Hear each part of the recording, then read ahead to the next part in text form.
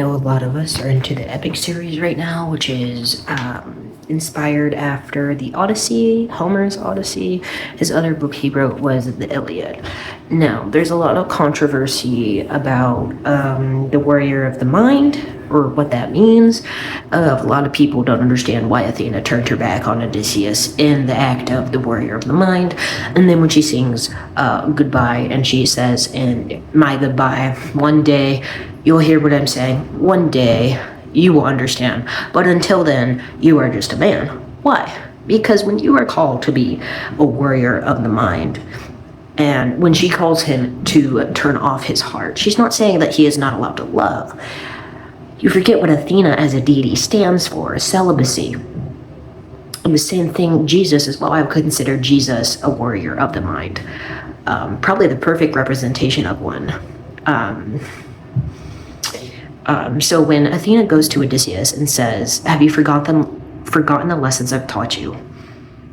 Have you forgotten to turn off your heart? Let me remind you.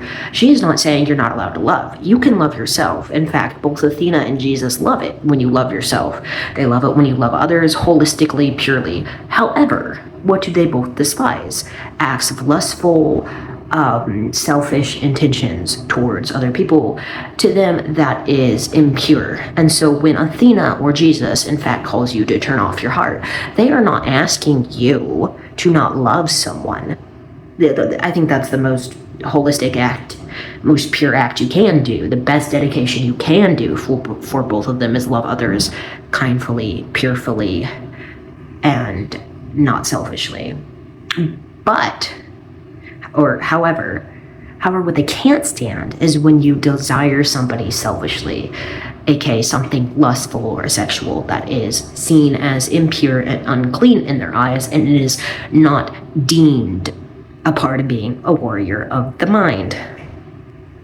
Because a warrior of the mind's first duty and loyalty is to oneself.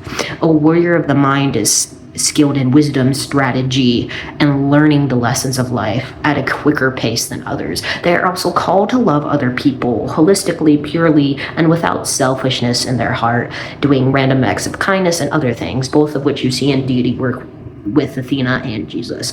So to turn off your heart is to not be romantically involved, but that does not mean you cannot love.